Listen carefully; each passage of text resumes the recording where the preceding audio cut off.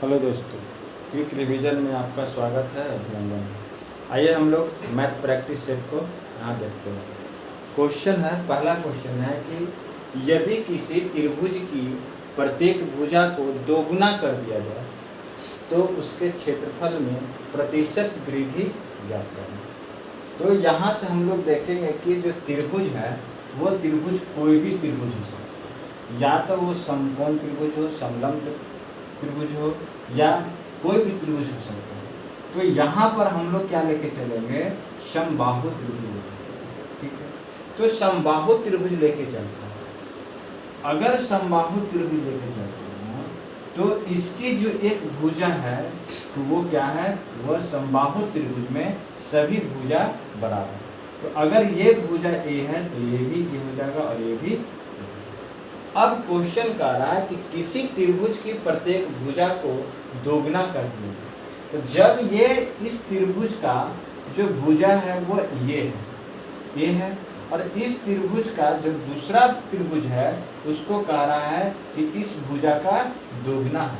तो अगर हम इसको ए माने हैं तो इसको मान लेंगे 2, यानी कि जब समबाहु त्रिभुज है तो सभी भुजा इसका बराबर। ये ए है तो ये 2 है, क्योंकि क्वेश्चन में कह रहा है कि जो क्या है वह 2 है। अब यहाँ से देखते हैं तो उसका क्षेत्रफल, तो समबाहु त्रिभुज का क्षेत्रफल होता है क्या, √3/4 इंटू भुजा का स्क्वायर। ठीक है, ये तो हो गया इस त्रिभुज के लिए। ठीक है, नेक्स्ट त्रिभुज इसके लिए क्या हो गया, यानी कि √3/4 इंटू भुजा का स्क्वायर। ठीक है, अब यहाँ से देखते हैं, यहाँ से √3/4 खत्म, यहाँ से √3/4 खत्म, यहाँ से है भुजा स्क्वायर। तो इस त्रिभुज का जो भुजा है वह कितना है, ए है, तो ए का स्क्वायर हो जाएगा। अब यहाँ पर देखते हैं, ये है भुजा स्क्वायर, तो इसका जो भुजा है वह कितना है 2 और 2a का स्क्वायर करेंगे। अब यहाँ से क्या होगा, ए स्क्वायर और 2 2 दूनी 4a। यहाँ से ए स्क्वायर से ए स्क्वायर खत्म हो गया, तो क्या हो गया, 1 अनुपात 4। तो फर्स्ट त्रिभुज का जो क्षेत्रफल आया वो 1 आया और सेकंड त्रिभुज का जो क्षेत्रफल आया वो 4। तो बढ़ गया। अगर क्वेश्चन कहेगा कि फर्स्ट त्रिभुज जो है वह दूसरे त्रिभुज जो फर्स्ट त्रिभुज का कितना गुना है, तब यहाँ से हो जाएगा कि 4 गुना। लेकिन कह रहा है कि प्रतिशत में कितने की वृद्धि हुई, तो ऐसे वृद्धि कितना हुआ, तो 3 की वृद्धि हुई।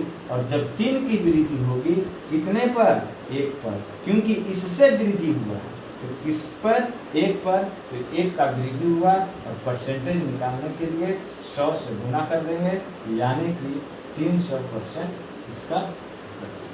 तो इस क्वेश्चन का सही आंसर ऑप्शन नंबर बी हो।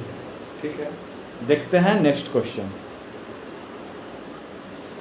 नेक्स्ट क्वेश्चन है कि यदि 8 अंकों की संख्या 9, 8, x, 4, 2, 3y4 जो 72 से विभाज्य है तो y के अधिकतम मान के लिए 5x + 3y - xy का मान ज्ञात करें। तो इसका जो है मान निकालने के लिए सबसे पहले हम लोग x और y का मान निकालेंगे। तो जो संख्या है 9, 8, x, 4, 2, 3y जो किससे डिविजिबल है, वह 72 से डिविजिबल है। तो 72 से डिविजिबल कहने का मतलब जो संख्या 72 से डिवाइड होगा वह संख्या 8 के साथ साथ 9 से भी डिवाइड होगा। तो 8 और 9 से जो संख्या 72 से डिवाइड होगा, इसका मतलब कि वह संख्या 8 से भी डिवाइड होगा और 9 से भी डिवाइड होगा। तो अब यहाँ पर हम लोग देखेंगे कि 8 का जो डिविजिबिलिटी रूल है वो क्या कहती है। 8 का डिविजिबिलिटी रूल कहती है कि संख्या का अंतिम 3 संख्या जो है अगर 8 से डिवाइड हो जाती है तो वह संख्या पूरी संख्या 8 से क्या हो जाएगा, डिवाइड हो जाएगा। उसके बाद 9 का डिविजिबिलिटी रूल कहती है कि अगर जो संख्या है उस संख्या का सभी संख्याओं का योग अगर 9 से डिवाइड हो जाती है तो वह संख्या 9 से डिवाइड हो जाती है। तो यहाँ जो क्वेश्चन है, सबसे पहले हम लोग 8 का डेरिवेटिव देखेंगे। तो 8 का डेरिवेटिव देखेंगे, लास्ट का 3 है, लास्ट का 3 अंक, तो लास्ट का 3 अंक है 3y और 4। तो 3y और 4 है, तो यहाँ पर एक कंडीशन भी दिया हुआ है। कंडीशन क्या है कि y का क्या करना है, अधिकतम से अधिकतम मान रखना है। तो y का अगर हम लोग अधिकतम मान रखेंगे, अगर हम लोग 9 लेके चलेंगे तो 9 क्या हो जाएगा, अगर 9 लेके चलेंगे तो क्या 3 9 4 8 से डिवाइड होगा, तो 8 चौक 32, यहाँ 7 हो जाएगा 74, तो 8 से डिवाइड। अगर 9 से डिवाइड नहीं, 9 रखने पर डिवाइड नहीं हो रहा है, उसके बाद इससे छोटा संख्या रखेंगे जो है 8। तो 8 रखने पर क्या डिवाइड हो जाएगा, 8 चौक 32 यानी कि 64 और 8 8 64, यानी कि 8 रखने पर यह संख्या डिवाइड हो जाएगी किससे, तो 8 से। तो अब जो संख्या हो गया 9 8 8 4 2 3 8 और 4, ठीक है। अब यहाँ पर देखेंगे कि 9 से डेरिवेटिव, तो 9 का डेरिवेटिव क्या कहती है, ये जो संख्या है वह संख्या का योग अगर 9 से डिवाइड हो जाएगी, यानी कि यह संख्या पूरी तरह से 9 से डिवाइड हो जाएगी। तो यहाँ पर देखते हैं 9 से ये खत्म हो गया, 4 2 6 3 9, यहाँ खत्म हो गया। अब यहाँ बचा कितना, 8 प्लस x प्लस 8 प्लस, तो 8 4 12 8 20, 20 प्लस x। अब यहाँ पर देखेंगे कि x का ऐसा कौन सा संख्या अंक रखेंगे जो कि 9 से डिवाइड हो जाए, तो 9 तिया 27, यानी कि 20 प्लस, अगर x के जगह पर 7 रख देंगे तो यहाँ पर यह 27 9 से पूरी तरह से डिवाइड।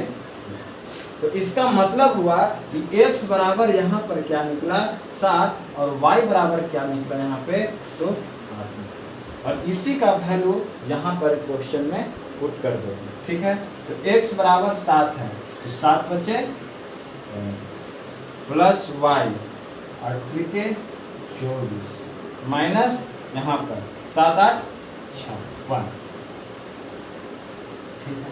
अब यहाँ पर देखेंगे कि 35 माइनस 6 में से 4 गया 2, 5 में से 3 गया तो कितना हो जाएगा, 2 गया 3।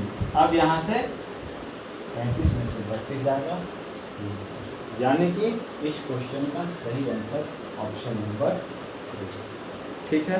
देखते हैं नेक्स्ट क्वेश्चन।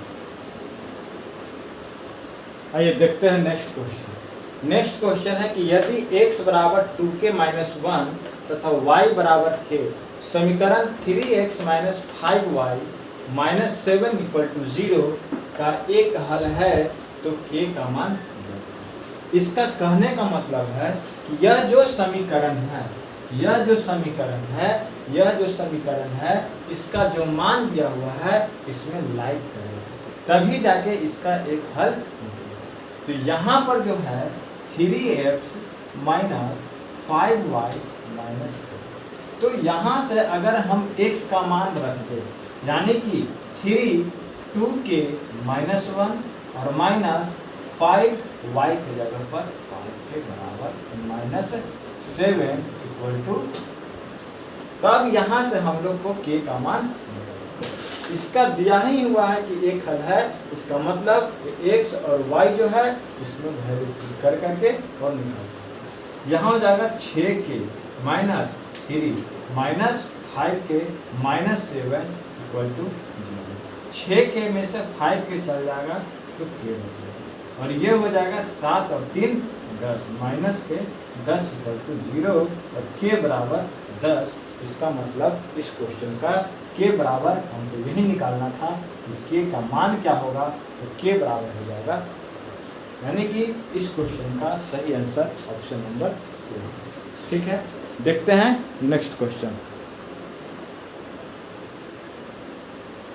आइए देखते हैं नेक्स्ट क्वेश्चन। नेक्स्ट क्वेश्चन है कि एक शीत भंडार गृह लंबाई उसकी चौड़ाई की दुगनी है तथा इसकी ऊंचाई 3 मीटर है।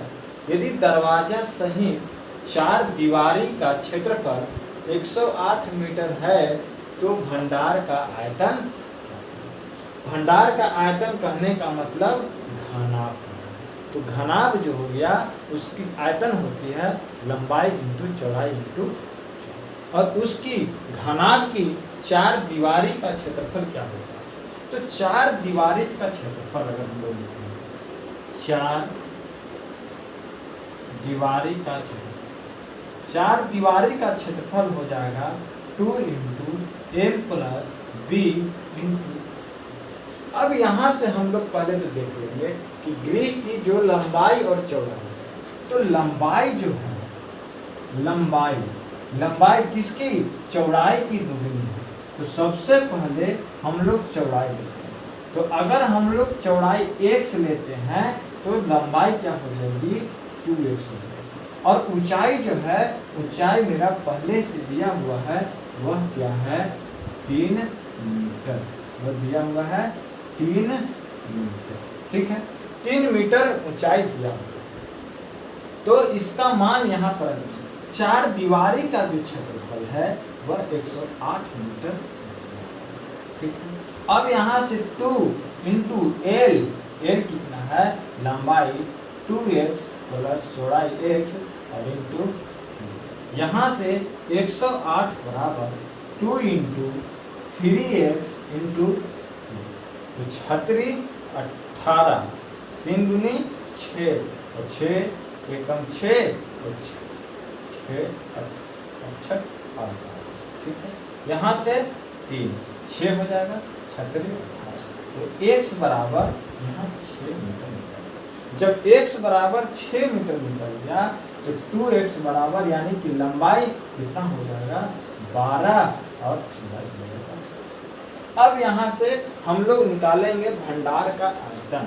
तो भंडार का आयतन क्या है, भंडार का आयतन वह उसकी आकृति है घनाभ की, घनाभ का आयतन क्या हो जाएगा तो एल बी, और जो एल कितना हुआ है 12 6 और, तो 12 छक 72 या 216 मीटर। यानी कि इस क्वेश्चन का सही आंसर ऑप्शन नंबर हो जाएगा, ऑप्शन नंबर। ठीक है, अब देखते हैं नेक्स्ट क्वेश्चन। आइए देखते हैं नेक्स्ट क्वेश्चन। नेक्स्ट क्वेश्चन है कि 3 अंकीय संख्या ABC, BCA और CAB का योग सदैव किससे विभाज्य। ठीक, तो सबसे पहले हम लोग देखेंगे 3 अंकीय संख्या। 3 अंकीय संख्या कहने का मतलब क्या हुआ कि 3 अंकों का कोई संख्या, 3 अंकों का कोई संख्या है तो वह अंक संख्या किससे बनेगी, वह 100 इकाई दहाई सैकड़ा, 100 सैकड़ा, ठीक है, प्लस 10 दहाई प्लस 1 इकाई। इकाई से वह 3 अंकों की संख्या बनेगी, वह 3 अंकों की संख्या जो सैकड़ा दहाई और इकाई की संख्या से। अब यहाँ पर हम लोग देखते हैं, ठीक है, यहाँ पर हम लोग अब देखेंगे कि ये क्या है। पहली संख्या ABC, तो AB संख्या जो बनी होगी वह 100 A से बनी होगी। उसके बाद प्लस 10 B से बनी होगी, प्लस C से बनी होगी। ठीक है, प्लस C से। उसके बाद यह दूसरी संख्या BCA, BCA किससे बना होगा तो 100 B से बना होगा प्लस 10 C से बना होगा प्लस A से। उसके बाद CAB, CAB किससे बना होगा तो 100 C से बना होगा प्लस 10 A से बना होगा प्लस B से। अब इन तीनों को क्या करेंगे कि जोड़ देंगे। यहाँ पर है 100A, 100A और 100A, 10A, 110 और 111, 111A और B में 110, 110 और B 111 plus C 100C, 101C और फिर 10 111 C B। तो अगर हम लोग यहाँ से 111 कॉमन ले लेंगे तो a प्लस बी प्लस सी, और 111 जो है वह किससे इसके डिविजिबल है, वह 3 से डिविजिबल है, और 3 से डिविजिबल के साथ साथ वह 37 से भी डिविजिबल। तो अब कहने का मतलब हुआ कि जो यह 111 है तो वह 111 जो होगा वह किससे विभाजित होगा, और 111 जिससे भी विभाज्य होगा वह संख्या, यह तीनों संख्या जो है इसका योग से भी विभाजित होगा। तो 111 जो है चाहे तो वह a plus B plus C से डिविजिबल होगा, या तो 3 से डिविजिबल होगा, या तो 37 से divisible. 111 a plus B plus C से डिविजिबल होगा, और नहीं तो सी 3 से डिविजिबल होगा, और नहीं तो 37 से डिविजिबल।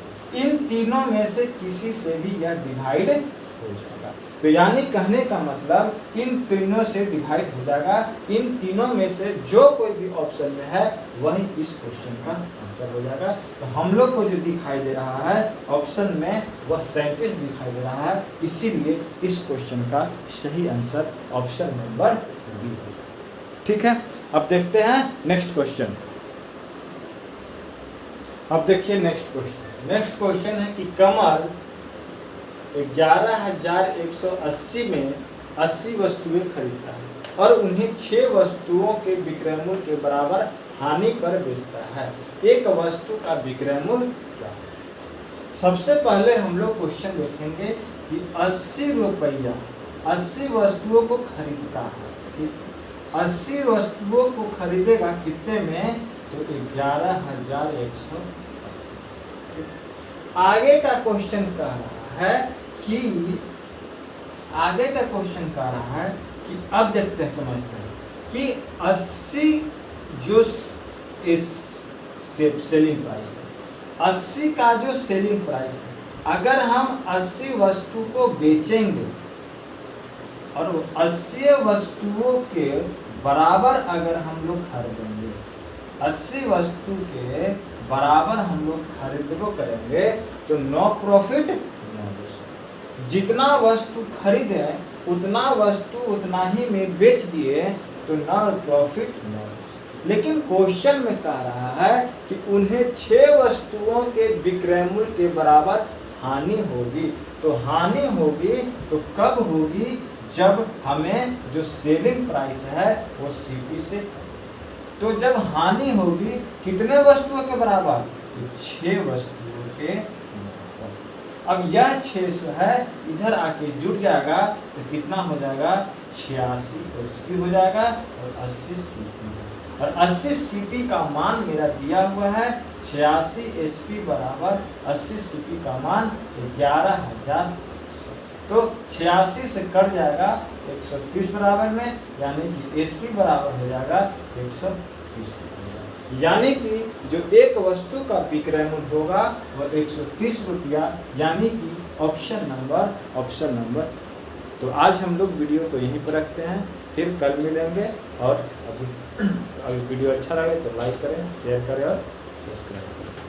जय